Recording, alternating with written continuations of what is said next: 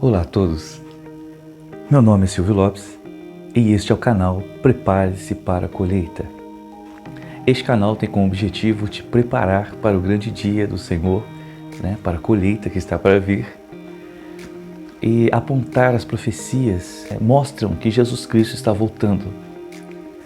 Nós estamos aqui numa sequência de estudos de Mateus 24 e hoje é a última parte desse estudo de Mateus 24, que nós vamos ler o texto de Mateus 24, de 36 a 51.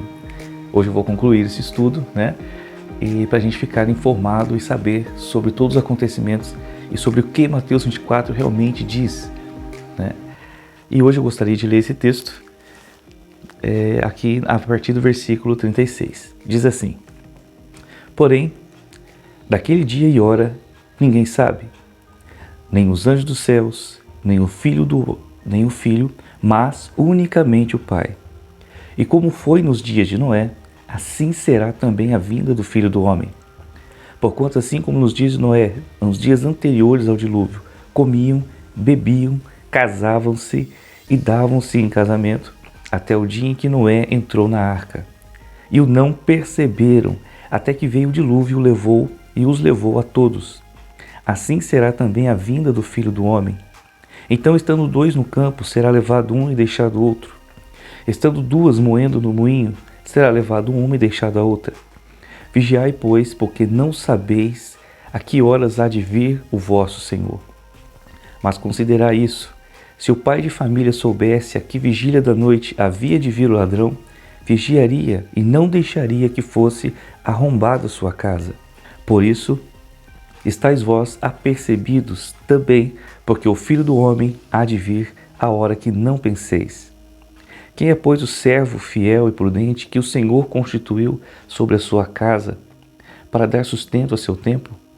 Bem-aventurado aquele servo que o Senhor, quando vier, achar servindo assim. Em verdade vos digo que o porá sobre todos os seus bens. Porém, se aquele mau servo disser consigo: o meu Senhor tarde virá, e começar a espancar os seus conservos, e a comer e a beber com os bêbados, virá o Senhor daquele servo num dia em que não espera, e a hora em que ele não sabe, e separá-lo-á, destinará a sua parte com os hipócritas, e ali haverá pranto e ranger de dentes. Bom, você observa, querido, que esse texto, ele fala na verdade, sobre a primeira vinda do Senhor Jesus. Por que eu digo isso? Até agora, a segunda parte aqui falava sobre a segunda vinda, aquela vinda em que o Senhor vai vir com poder e grande glória.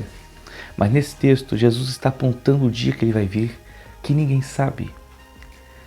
O dia, quando vier aquela segunda parte da grande tribulação, ou quando nós sabemos que começou a contar os 7 anos da grande tribulação, segundo o profeta Daniel, a partir do tempo do acordo de paz com muitos, que durará por 7 anos, a partir daí até 1335 dias, virá o Senhor. Então nós já sabemos, o profeta Daniel já disse, apontou o tempo, 1335 dias. Aqui diz: porém daquele dia ninguém sabe, ou seja, aquele dia em que a igreja será tomada por surpresa. Então esse dia, aquele dia que ninguém sabe, vai ser um momento rápido, em que as pessoas serão arrebatadas, arrancadas da terra com força, e que ninguém sabe. Então Deus está falando aqui, porém daquele dia ninguém sabe, nem os anjos do céu, nem o Filho, mas unicamente meu Pai. E como nos dias de Noé, assim também será a vinda do Filho do Homem. Então, alguns usam esse texto para apontar que não haverá arrebatamento. Porém, querido, observe os dias de Noé. Aqui fala: nos dias anteriores ao dilúvio, comiam, bebiam, casavam-se e davam-se em casamento, até o dia em que Noé entrou na arca. E não perceberam até que veio o dilúvio e os levou a todos. Assim será também a vinda do Filho do Homem. Agora você percebe o dia de Noé. Deus mandou Noé construir uma arca. E Noé construiu a arca, porque viria um dilúvio. Então Noé construiu a arca. E você observe que Noé entrou na arca. Bom, Eu acredito que aí faz referência ao arrebatamento. Noé entrou na arca juntamente com sua família e a porta foi fechada para o lado de fora. Foi Deus quem fechou a porta. Então você vê que não é Noé que escolheu deixar as pessoas para fora, mas sim o próprio Deus. Que aí as pessoas que estavam lá não percebiam. Noé estava sabendo o que ia acontecer, né? Deus havia falado, Deus havia dito a ele. Então ele já sabia o que estava acontecendo. Mas os outros povos não sabiam. Então Noé foi retirado, colocado na arca. Os outros povos estavam ali fazendo a sua vida normalmente, trabalhando, né, casavam-se, davam-se em casamento e vivendo sua vida tranquilamente. De repente veio o dilúvio, de repente levou a todos. E assim será também a vinda do Filho do Homem.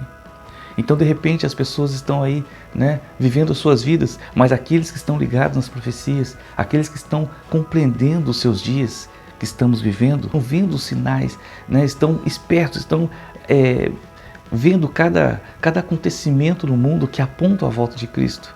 De repente, em algum momento, e muito breve, nós seremos retirados. Então as pessoas vão continuar a sua vida normalmente, né? Até aí então não estão vendo, mas vão continuar a sua vida normalmente. De repente, a igreja é tirada. Aqueles que aceitaram o Senhor Jesus, acreditaram no Senhor Jesus, é retirado. Então, a partir dali começa a contar os 7 anos. Então essa vinda que fala a partir do versículo 36 até o 51, fala da primeira vinda de Jesus. Então ele está falando, olha, ninguém sabe o dia e a hora, esteja pronto, né? E aqui é interessante que fala, então estando 2 no campo, será levado um e deixado o outro. Estando 2 moendo no moinho, será levado uma e deixada a outra. Vigiai, pois não sabeis a hora de vir o vosso Senhor. Aqui, querido, também faz uma referência interessante, né? Aqui não fala sobre Deus, Jesus está falando para Israel. Quem será levado e quem será deixado? Aqui você vê que é exatamente metade, 50%. Então você vê que aqui Deus ele está falando, Jesus está falando sobre, não é que metade do povo de Israel vai ser levado, metade do mundo vai ser levado. Não, são dois povos. Israel é uma aliança, a igreja é uma aliança. Todos aqueles que forem igreja, inclusive aqueles que são de Israel, né, que já aceitaram o Senhor Jesus, será arrebatado. Mas o povo destinado a ficar na tribulação, para que reconheça Jesus Cristo, este é o povo que vai ser deixado. Então você vê que aqui faz uma referência à igreja e uma referência ao povo de Israel. O povo de Israel é destinado a ficar para poder receber o Senhor Jesus. E a igreja, aqueles que já aceitaram a Cristo, estão destinados a serem arrebatados. Então, nesse texto, fala que um será deixado e o outro levado, fala sobre a igreja e Israel. A igreja será retirada, Israel será deixado. E aqui fala assim, quem é, pois, o servo fiel e prudente? Mas antes, querido, para você perceber, também faz uma referência às 10 virgens. As 10 virgens de Mateus 25 também faz essa referência sobre a igreja de Israel. Perceba que 5 das virgens tinham azeite na botija, né? E 5 das virgens não tinham. Então você vê que, ou seja, na verdade assim, tinham azeite, mas o azeite não era suficiente até a vinda do noivo, né? Eu vou ler o texto aqui rapidamente para nós entendermos melhor sobre este assunto. Mateus 25, de 1 a 13. Então o reino do céu será semelhante a 10 virgens que, tomando as suas lâmpadas, saíram ao encontro do esposo. 5 delas eram prudentes e 5 loucas. As loucas, tomando as suas lâmpadas, não levaram azeite consigo, mas as prudentes levaram azeite em suas vasilhas, com as suas lâmpadas. E tardando o esposo, tosquenejaram, todos adormeceram. Mas à meia-noite ouviu um clamor. Aí vem o esposo, sai-lhe ao encontro. Então todas aquelas virgens se levantaram, prepararam as suas lâmpadas. As loucas disseram às prudentes, dai-nos do vosso azeite, porque as nossas lâmpadas se apagaram. Mas as prudentes responderam, dizendo, não seja o caso que nos falte a nós e a vós. Ide antes aos que vendem e comprai-o para vós. E tendo elas ido comprar, chegou o esposo, E as que estavam preparadas entraram com ele para as bodas, e fechou-se as portas. E depois chegaram também as outras virgens, dizendo: Senhor, Senhor, abre-nos a porta. E ele respondendo disse: Em verdade vos digo que não vos conheço. Vigiai, pois, não sabeis o dia, nem a hora que o Filho do Homem há de vir. Então olha só que interessante. 5 virgens, 10 virgens, 5 prudentes, 5 imprudentes. Por que prudentes? 5 tinham azeite suficiente para passar por aquele tempo inteiro, até que o noivo viesse. Mas 5 não tinham azeite suficiente. Você percebe, querido, que aqui faz uma referência à lei e à graça. Israel tem azeite, aliás, tem a lei, eles têm a obediência, eles têm o conhecimento. Porém, sem Jesus Cristo, sem o Senhor, eles não têm a graça. Então o seu azeite não é suficiente. A igreja tem a graça e tem azeite, tem o Espírito e que renova esse azeite o tempo todo.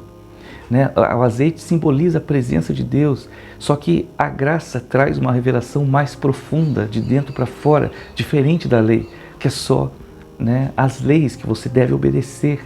Então você vê que Israel tem o azeite, recebeu a lei, recebeu o conhecimento, o entendimento de Deus, mas não tem azeite suficiente. A lei não é suficiente para que, quando vier o noivo, nós possamos participar das bodas. As bodas é só para aqueles que têm azeite suficiente, para que quando o Senhor vier, estarmos preparados, iluminados e cheios da graça e do amor de Deus sobre nós. Então é preciso que Israel tenha esse azeite. Então você vê que faz referência. Quem tem o azeite hoje e quem ainda não tem este azeite.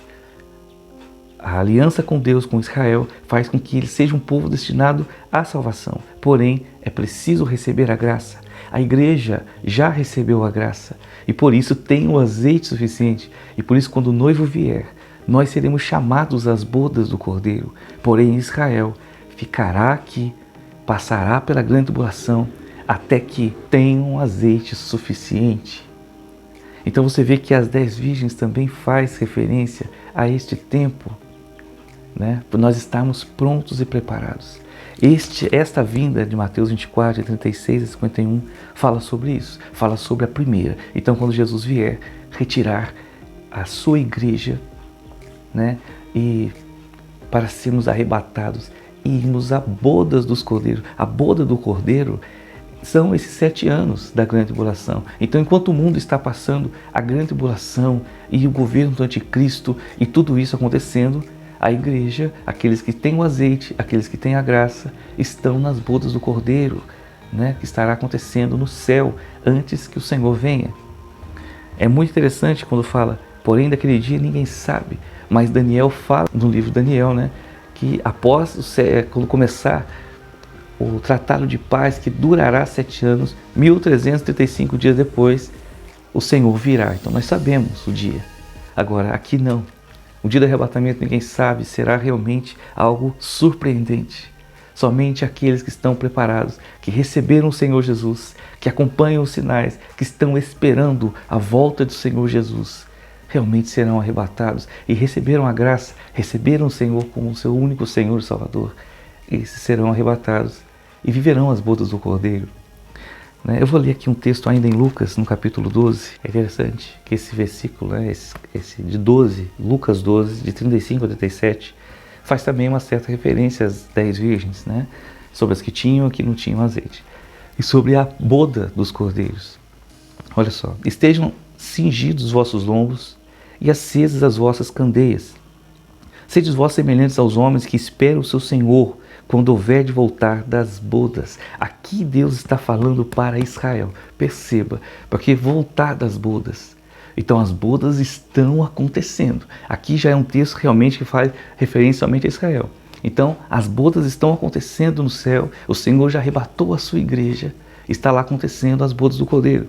Está escrito, estejam cingidos os vossos lombos e acesas as vossas candeias, e sedes vós semelhantes aos homens que esperam o seu Senhor quando voltar das bodas, para quando vier e bater, logo possam abrir-lhe. Bem-aventurado aqueles servos, os quais, quando o Senhor vier, achar vigiando. Em verdade vos digo que cingirá e os fará sentar à mesa, e chegando-se o servirá. Então Deus está falando, né? Bem-aventurado Israel, vocês Israel, que estão esperando o Senhor voltar das bodas do Cordeiro. Então você vê, querido, que é uma referência a Israel e a igreja estará nas bodas, todos que aceitaram. Existem aqueles israelitas, né? Judeus messiânicos, que já receberam o Senhor, fazem parte da igreja, serão arrebatados. Mas aqueles que não receberam, passará pela grande tribulação, até que entendam que Jesus Cristo é o Senhor. Aqui diz, né? A partir do 45, Mateus 24, 45. Quem é, pois, o servo fiel e prudente que o Senhor construiu sobre a sua casa para dar sustento ao seu tempo? Bem-aventurado aquele servo que o Senhor, quando vier, achar servindo assim. Em verdade vos digo que porá sobre todos os seus bens. Porém, aquele mau servo, se aquele mau servo disser consigo, o meu Senhor tarde virá, e começar a espancar os seus conservos, e comer e beber com os bêbados, virá o Senhor daquele servo num dia em que não espera, e a hora em que ele não sabe. Separá-lo-á e destinará a sua parte com os hipócritas, e ali haverá pranto e ranger de dentes. Então você vê, né? Deus fala, tomara que ele quer esperar chegar e encontrar servos, né, que o estejam servindo e não estejam dizendo, meu Senhor tarde virá, então eu posso agora aproveitar e fazer tudo de errado na minha vida, porque o Senhor virá, depois eu me conserto, né? E quando ele chegar, quando estiver perto da sua vinda, então eu fico tranquilo, eu fico bonzinho, assim serei salvo. Não é assim, querido. Aqui está dizendo que é a qualquer momento. Então, na verdade, só vive a vida dessa forma aqueles que não entendem a sua própria essência, a sua verdade, né? A sua natureza espiritual. Nós fomos criados para Deus. Então, querer viver um mundo dessa forma é falta de compreensão, na verdade, né? Pessoas que não entendem o que são realmente, o que são feitos. Então, você, querido, eu estou te convidando hoje a se compreender, a entender a sua própria composição, quem você é e quem você nasceu para ser.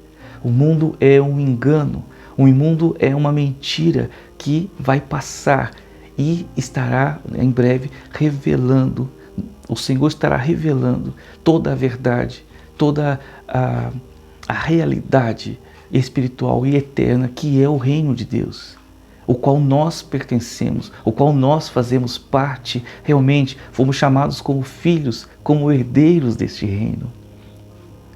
Então, querido, na verdade, é preciso que você saiba e descubra, e a cada dia mais tente entender a verdade de quem você é, quem é o seu Deus, que é a fonte da sua própria essência e existência. Realmente, então quando você encontrar o Senhor, você vai não somente encontrar o Senhor, mas você vai também se encontrar, entender o que você é completamente na sua plenitude.